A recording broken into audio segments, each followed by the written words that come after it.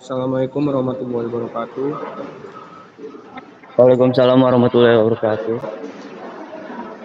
Di sini saya dari kelompok 8 ingin mempresentasikan tentang GGL induksi magnetik.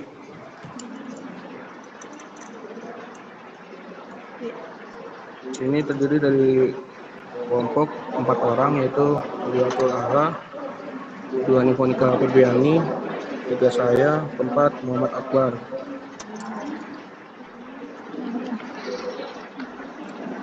Isi-isinya terdapat ada 6 pembahasan, yaitu flux magnetik, hukum Faraday, hukum Lenz, induktansi, transformator, dan penerapan GGL induksi magnetik. Bab pertama yaitu flux magnetik, yaitu flux magnetik adalah banyaknya garis medan magnetik yang dilingkupi oleh suatu luas daerah tertentu A dalam arah yang tegak lurus. Flux magnetik juga sering diartikan sebagai kelekatan medan magnetik.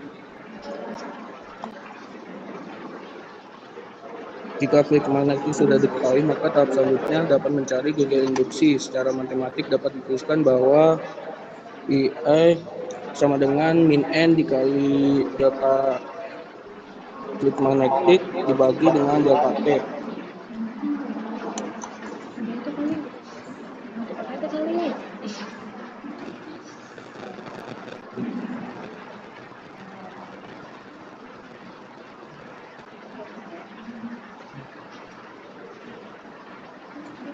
Contoh soalnya itu jika medan magnetik yang mengenai bidang ialah 50 T dan jari-jari silinder 1,4 M, maka berapa flux magnetik yang melalui bidang tersebut? Jawabnya, flux magnetik sama dengan induksi magnetik dikali dengan luas permukaan bidang dikali dengan sudut yang dibentuk antara medan magnet dan area.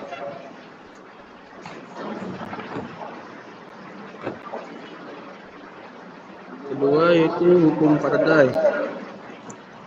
Hukum Faraday merupakan aturan yang di dalamnya berisi penjelasan mengenai hubungan antara massa zat yang ada dalam elektrode bermuatan listrik yang dihasilkan suplai elektrolisis. Michael Faraday yaitu seorang ilmuwan yang ditemukan tahun 1791 sampai 1867 di kebangsaan Inggris, membuat hipotesis dugaan bahwa medan magnet seharusnya dapat menimbulkan arus listrik. Untuk itu, GGL induksi magnetik berikatan erat dengan hukum Faraday, khususnya pada hukum Faraday 2 yang berbunyi massa zat yang dihasilkan pada suatu elektrode selama proses elektrolisis berbanding lurus dengan massa ekuivalen zat tersebut.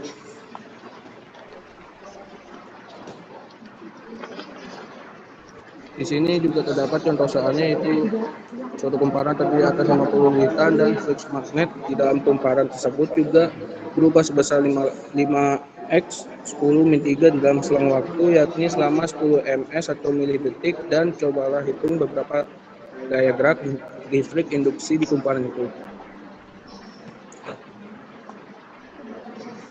Selanjutnya dilanjutkan oleh Hewi.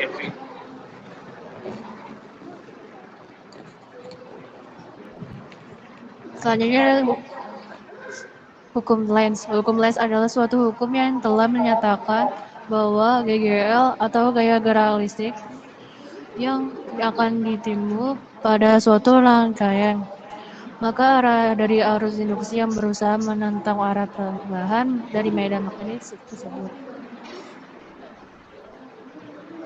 Adapun pernyataan mengenai hukum Lenz yaitu jika gaya gerak listrik induksi timbul pada suatu rangkaian, maka arus induksi yang dihasilkan sedemikian rupa sehingga menimbulkan medan magnetik induksi yang menetapkan perubahan medan magnetik. Arus induksi berusaha mempertahankan flux magnetik tetapi konstan.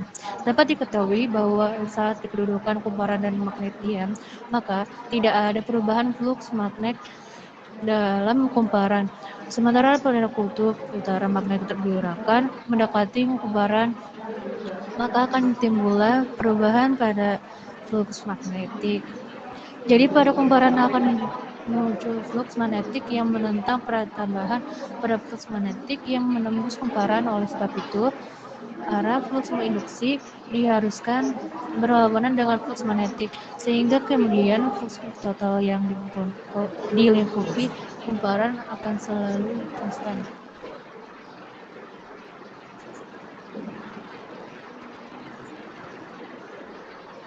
Selanjutnya ada induksi. Induksi merupakan sifat sebuah rangkaian listrik atau komponen yang menyebabkan timbulnya GGL di dalam rangkaian sebagai akibat perubahan arus yang melewati rangkaian self-inductance, atau akibat perubahan arus yang melewati rangkaian tetangga yang dihubungkan secara magnetis, induksi bersama atau mutual inductance. Contoh soal dari induksi diri. Sebuah indikator atau kumparan memiliki besar induksi diri 10 akan min 3 H. Arus yang melewati kumparan yang mengalami perubahan dari 1 ampere menjadi 2 ampere dalam 0,2 detik. Besar gaya listrik yang ditimbulkan pada kumparan adalah jawab. Sama dengan min L delta del I per delta T. Terus sama dengan min 10 pangkat min 3 dalam kurung 2 min 1 per 0,2. Nah, hasilnya sebagai berikut. Hasilnya adalah min 5 kali 10 pangkat min 2 volt. Jadi induksi diri adalah apabila perubahan melewati suatu kumparan atau selanjutnya terjadi perubahan flux magnetik dalam kumparan yang akan mengimitasi GGL pada arah yang berlawanan. GGL interinduksi ini berlawanan arah dengan perubahan flux. Jika arus yang melewati kumparan meningkat, dikarenakan flux magnetik akan mengimitasi GGL dengan arah yang berlawanan dan cenderung untuk memperlambat kenaikan arus tersebut. Dapat disimpulkan bahwa GGL induksi E sebandingin dengan laju perubahan arus yang dirumuskan. E sama dengan min L delta I per delta T. Selanjutnya akan dilanjutkan oleh Monika. Pada poin kelima yaitu ada transformator. Transformator adalah perangkat listrik pasif yang berfungsi untuk mentransfer energi listrik dari suatu rangkaian listrik ke rangkaian listrik lain, bahkan untuk beberapa rangkaian listrik melalui induksi elektromagnetik. Dalam dunia kelistrikan, transformator sering disebut dengan istilah trafo. Transformator disebut dengan istilah trafo. Transformator juga memiliki fungsi yaitu untuk menaikkan tegangan listrik atau trafo step up dan untuk menurunkan tegangan listrik atau trafo step down. Rumus dari transformator sendiri yaitu Vp per Vs sama dengan Np per Ns. Vp sendiri itu adalah tegangan pada lilitan primer, Vs adalah tegangan pada lilitan sekunder, Np adalah jumlah lilitan primer, sedangkan Ns adalah jumlah lilitan sekunder. Contoh soal. Pada sebuah transformator terdapat kumparan primer yang mempunyai 1.200 lilitan dan kumparan sekunder yang mempunyai 1.000 lilitan. Jika arus primer 4 ampere, maka kuat arus sekunder adalah rumus transformator sendiri yaitu ada satu lagi yaitu IS per IP sama dengan NS per NP jika diketahui kuat arus listrik. Sehingga IS per 4 sama dengan 1.200 per 1.000, IS per 4 sama dengan 1,2 sehingga menghasilkan IS sama dengan 4,8 ampere. Pada poin ke-6 yaitu adalah penerapan GGL induksi magnetik pada kehidupan sehari-hari.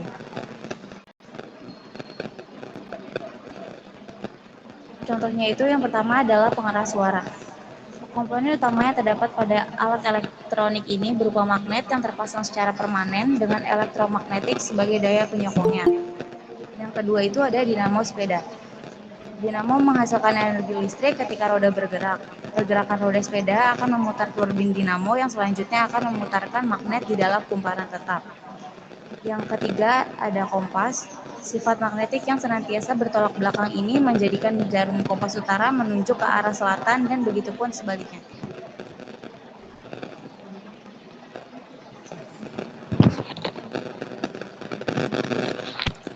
Sekian dari kelompok kami, kelompok 8. Wassalamualaikum warahmatullahi wabarakatuh.